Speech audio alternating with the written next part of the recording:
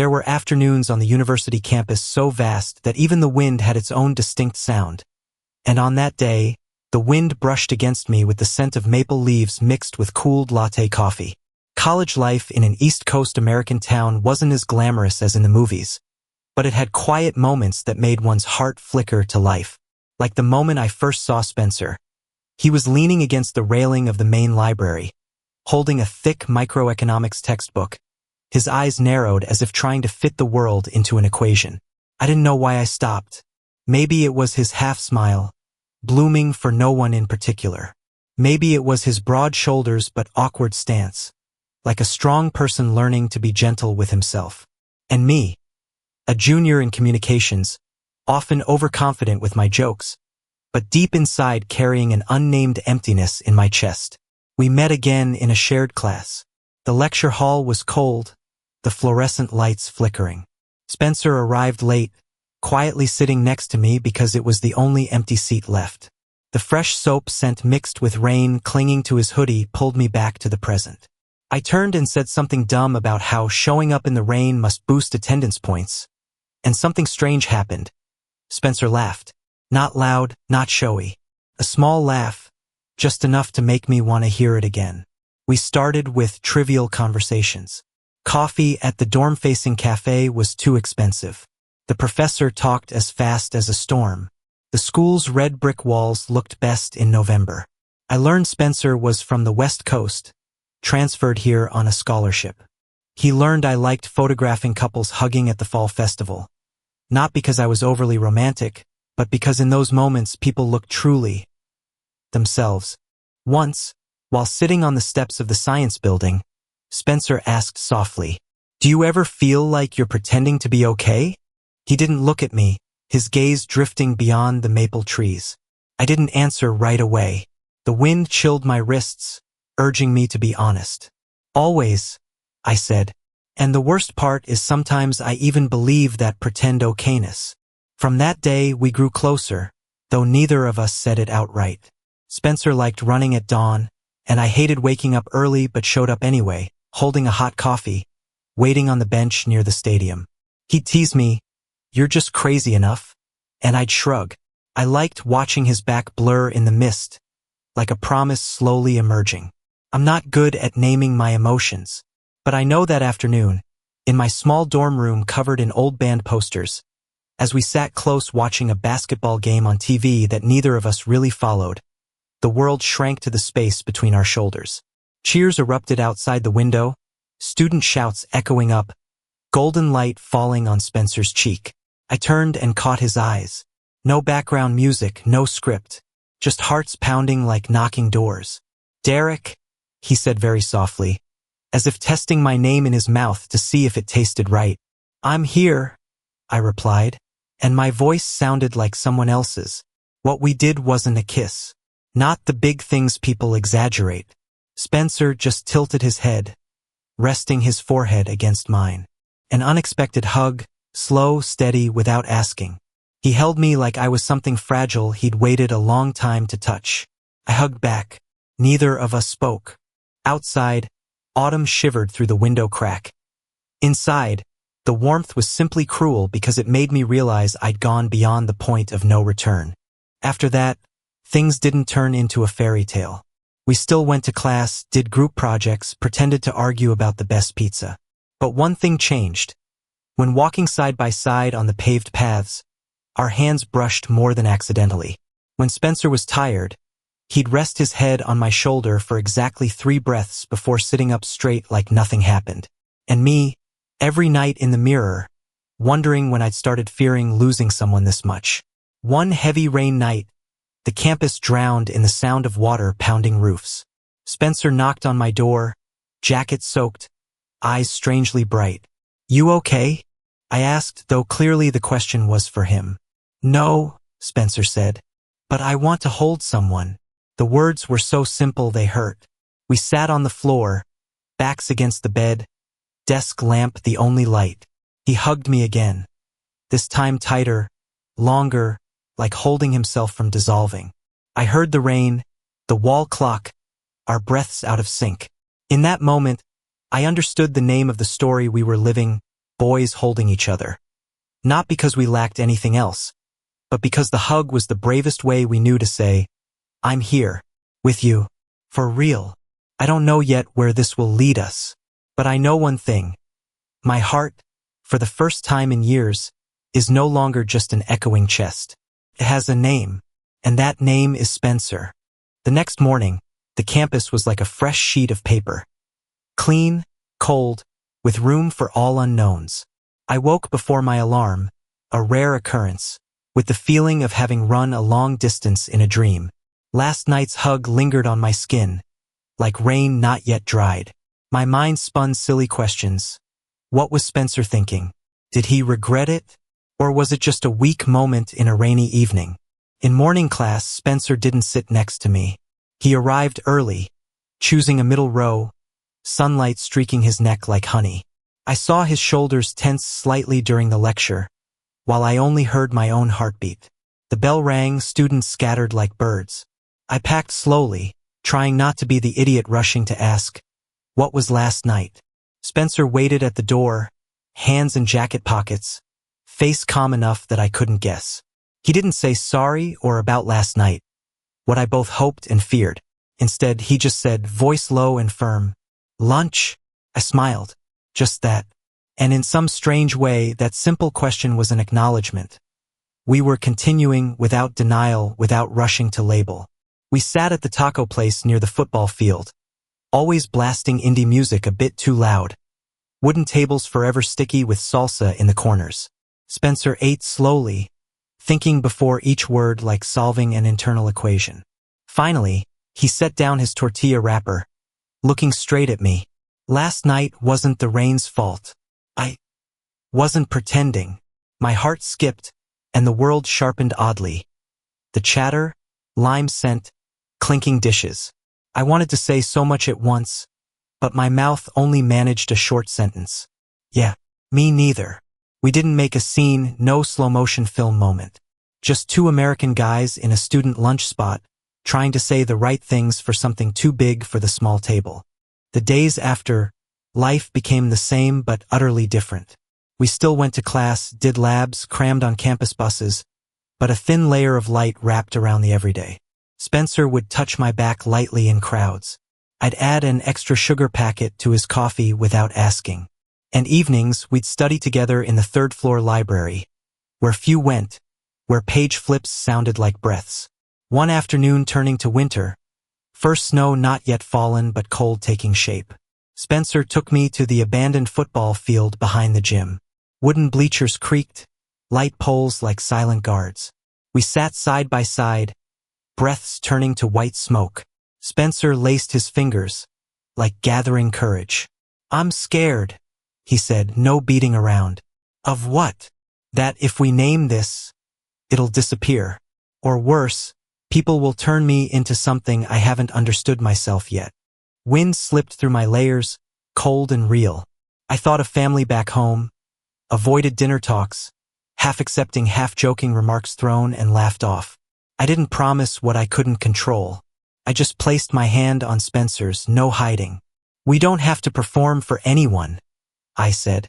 "Just don't lie to ourselves." He looked at our stacked hands, like a secret radiating heat. Then Spencer smiled his way, not too big, but enough to make me feel the world was on track for a few short seconds. He leaned on my shoulder, lightly, so faintly others might think accidental. But I knew it was a choice. Of course, life doesn't pause for us to love cinematically. Group projects, packed schedules, spring internship interviews, everything yanked us back to reality. I saw Spencer more exhausted. Shadows under his eyes darkened. Late-night email replies increased. One evening, leaving the library so late staff had dimmed lights, Spencer stopped in the long hallway and exhaled, like shedding an invisible weight. "Sometimes I feel like I'm living for others' expectations," he said. "Like if I stop, it'll all collapse." I didn't seek wise advice. I just stepped close, wrapped my arms around him. Quiet hug, no grand message. Just body responding when reason runs out of words. I felt Spencer slowly yield to my embrace, admitting fatigue without shame. We stood in the weak golden light, Two guys in a college hallway. No need to speak to exist as we were. But the outside world doesn't sleep. Campus rumors spread like wind through door cracks. One day at the department cafe, I overheard Spencer's name in a joke, with sly glances. No one said anything direct, but the pieces formed an invisible pressure.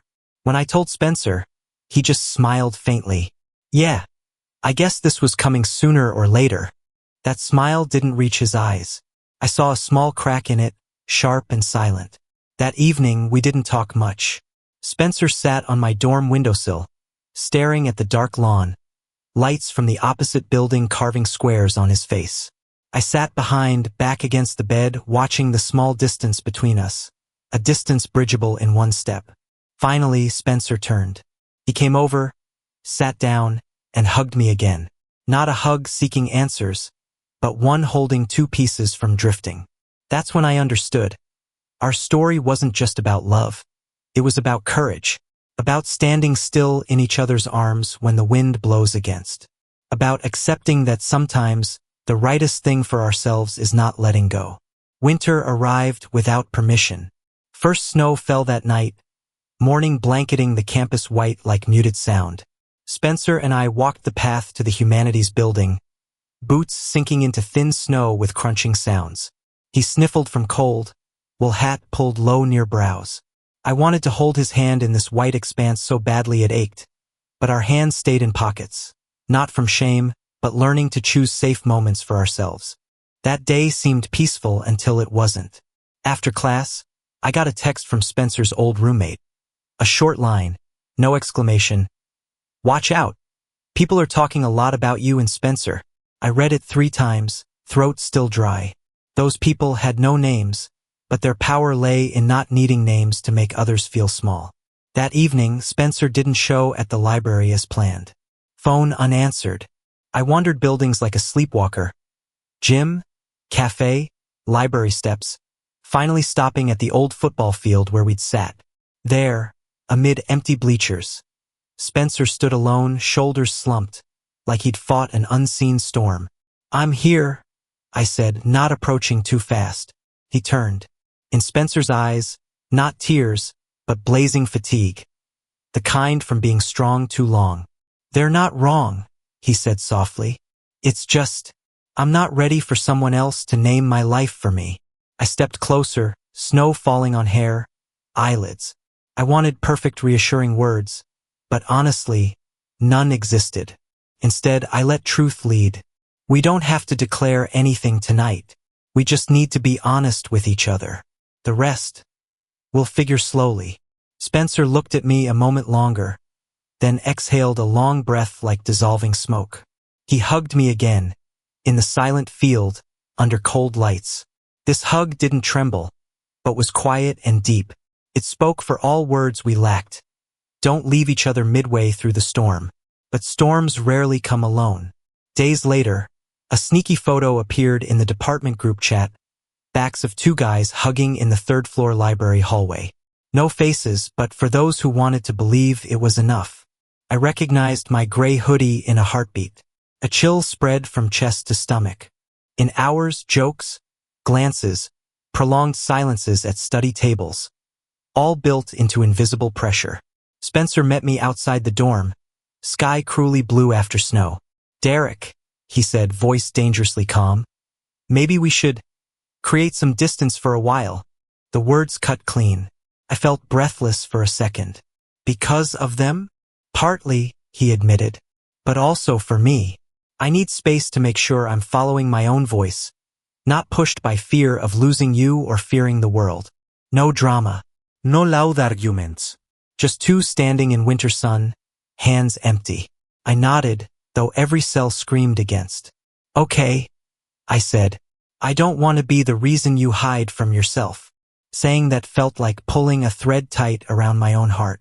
The following weeks, life continued in its cruel way. Exam schedules, essays, crowded cafeterias. We avoided places we'd accidentally meet. I got used to walking cold campus paths without a light touch on my back. Nights, my room felt too vast, and long emails to Spencer lived only in drafts. One evening, I went to the temporary ice rink in the square. Not because I liked skating, but to stand amid crowds and quiet my thoughts. Couples held hands, gliding clumsily but happily. I wondered if happiness was a skill, and I was just practicing too slowly. Derek! The voice behind froze everything for a second. I turned. Spencer stood there, breathing white smoke, cheeks flushed from cold. No rehearsal for that moment. I thought you... I started, then trailed off. I've had time, Spencer said. And I realized distance doesn't make me less myself. It just makes me less with you. We didn't rush to hug. Two standing by the rink, surrounding laughter like distant music. Spencer chose words carefully. I was scared of being seen, but I'm more scared of losing this. Not because of what people think, but what I'd think looking in the mirror if I stepped back. My heart slowed, then raced like drums. I laughed a bit, relief so funny it was sad. You're being brave, I said softly. In Spencer style. Few words, straight to the heart. And this time we hugged. Not sneaky, not showy. A straight-backed, solid hug amid hazy white lights. No one around stopped to point. The world had more to do than revolve around us. Oddly, that made me feel free. No need to hide, no need to declare, just exist truly. We sat on the wooden bench at the rink's edge, hands touching in gloves. We'll still have hard times, I said. Tired days, doubtful days. Yeah, Spencer nodded. But I want to be in those hard times with you, not on the other side of silence. I rested my head on his shoulder. The small town around campus glowed like a spread map. Future unclear, but suddenly less scary. I thought of our story's name, Boys Holding Each Other, and realized it was never just about the gesture. It was about choice, about staying, about daring gentleness when the world demands toughness. That night, before parting, Spencer held my hand in public for the first time. No hiding, no excuse. Warm hand, simple, so real I wanted to cry for its normalcy. We needed no more words. Some things, when finally dared to live, shine on their own. After that handhold at the rink, things didn't turn paradise overnight. But a quiet shift happened, like a heart switch flipped, light spreading slow and sure. I got used to Spencer's "wanna walk?" texts in odd hours, used to an extra hoodie silhouette beside me in building windows. Winter passed like a long breath. By March, snow melted to puddles on brick paths, first green shoots stubbornly emerging. I sat with Spencer on grass near the bell tower, where students spread blankets, listened to music, ate sandwiches, complained about deadlines. Spencer pillowed his head on my lap, hand shielding eyes from sun. It was a simple scene that, out of context, seemed nothing special. But to me, that peace felt like a privilege. I always thought feelings would be like a big event, Spencer said dreamily. But turns out it's like a habit. Good or bad? Both, he smiled lightly. If not careful, you forget to cherish it. But if you keep it, it becomes a place to return to. I stayed silent, gently brushing stray hairs behind his ear. In my mind, words linked into what I hadn't said aloud. I want to be your return place, if you'll let yourself return to me. We started weaving each other into daily life, not as a hidden secret. I met Spencer's two closest friends at a greasy burger joint. They talked sports, 90s rock, Spencer's faceplant learning skateboarding. No hard questions. No pretending ignorance. They treated me as a natural extension of Spencer. It made me lightheaded with relief. But life doesn't only have nice people. One afternoon leaving class, a curt call from behind. Hey, Derek. A fellow student, face half smile, half probing, blocking the exit. Just curious, he drawled. You and Spencer. We guessed right, huh? One question, but behind it a sea of invisible stares. I stood at a crossroads, hide or stand tall. Heart pounding, the answer burst out unthought. Guess what you want. But if you're asking if we're important to each other, yes. No Sander. No cheers or boos. Just raised brows, awkward shifts. Then the crowd flowed on. I walked out, hands slightly shaking. Spencer waited on the steps, eyes reading more than I said. What did you just do? He asked softly. Chose not to hide. I replied, then laughed at how calm I sounded. Spencer said no more. He pulled me into a shaded corner, brick wall blocking half the world, and hugged me. A hug not from fear or despair, but gratitude. I felt it in how he squeezed my back, unhurried to let go. But courage isn't free. That night I called home. Parents talked summer internships, opportunities in New York or Seattle. All normal until I meant to add one more thing. Right on my tongue, hot and sharp. I opened my mouth, then closed. Maybe not ready for that talk. I hung up, staring at the dark screen reflecting my face. Still me, but something cracked to let light in. In those early spring days, we spent more time in the empty evening computer lab, just for its quiet and big windows overlooking trees. Spencer typed reports, I edited presentations, occasionally swapping coffees. Sometimes, without touch, I still felt his presence like a personal air layer. One night, preparing to leave, sensor lights dimmed.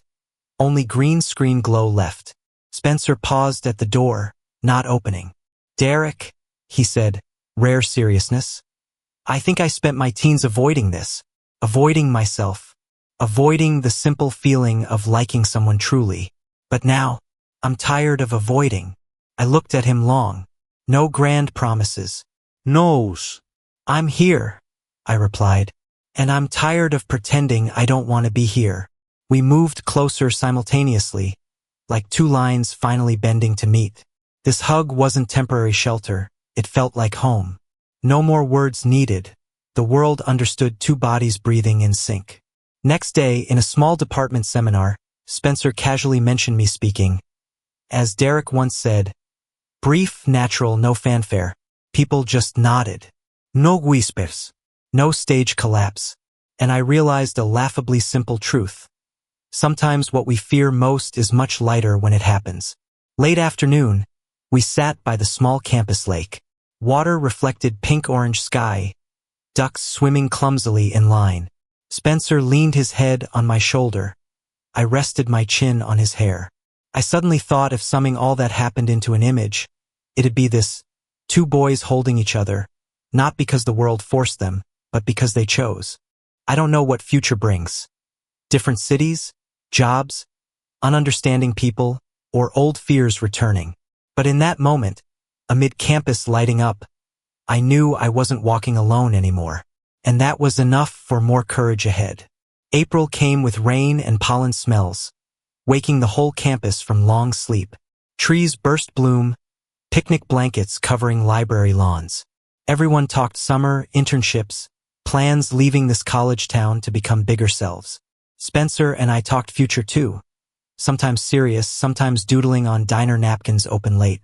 One light rain evening, we sheltered under the science building eaves. Drops fell steady like sand timers. Spencer stared distant, then turned. What if we're in different cities this summer? I'll complain a bit, I smiled. Then fly to you with an empty wallet and big heart. Spencer laughed, bowing his head like hiding two real eyes. Then he grasped my wrist, light but firm. I don't want to choose the easiest for others anymore, he said. I want what's right for me. And right, at least now, is you in the equation. My heart slowed a beat, like memorizing those words forever. We didn't kiss in rain like movies, no soundtrack needed. We just stood close, shadows merging into one long streak on wet concrete. Final weeks rushed by. Group presentations, finals, late dinners of boxed noodles and cold coffee. Anxiety still hit unannounced. Spencer had quieter days. I had vague fears this beauty was temporary. But we learned a new habit. Speak before silence built walls. One night, on the multi-level parking garage roof, where students sneaked to view city lights like golden seas. Wind carried warm asphalt and metal railing scents. Spencer hugged knees, chin on arms. I emailed my parents, he said, calm enough to startle me. Not a manifesto, just honest. Response.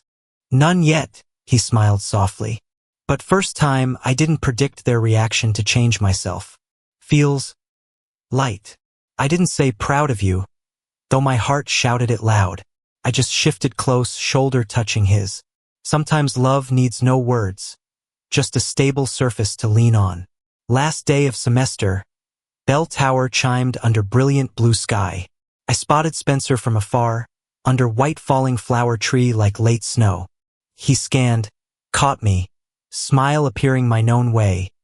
Not noisy, but strong enough to pull me like personal gravity. I walked faster without realizing. "We've come pretty far," Spencer said as I neared. "Yeah," I nodded. "And we're still ourselves." "Still ourselves," he repeated, tasting then accepting the words. We walked red brick paths, sunlight patching squares on ground. Surrounding students carried laughter, suitcase wheels clacking, short goodbyes and long promises. I suddenly understood important things often happen in ordinary settings. Not on stages, not at festivals, but midday in seemingly small words. Spencer stopped. He turned, no longer avoiding others' eyes. "Derek," he said slowly, wanting each letter to hit right. "I love you." Time didn't stop. It widened to hold what was said. I saw myself smile before thinking, "I love you, and I'll keep choosing you, even on hard days." We hugged. Not the awkward first hugs, not just to fight fear. This was a hug of two knowing what they're doing, knowing the world can complicate, but determined to hold what makes them live true. I felt Spencer's heartbeat against my chest, smelled familiar soap in his shirt, and thought if naming this moment, nothing fit better than boys holding each other. We parted just enough to see faces, then laughed at unexpected tears wetting eye corners. Whose didn't matter. Distant car horns, birds on tower top, wind sweeping new leaves, all blended into an unscripted soundtrack. That night, I wrote lines in my journal, not fearing forget, but to thank who I was. The often confused student thinking emotions needed hiding. I wrote, "We've grown not by ending fear, but by going on while still afraid." Closing the notebook, I knew one certainty. Whatever future unfolds, we've lived our story fully. And if anyone asks what our story's about, I'll say simply, it's about two American college guys, Derek and Spencer, who learned to name their emotions, to stand together against headwinds, and to choose holding each other not just with arms, but with the lives ahead.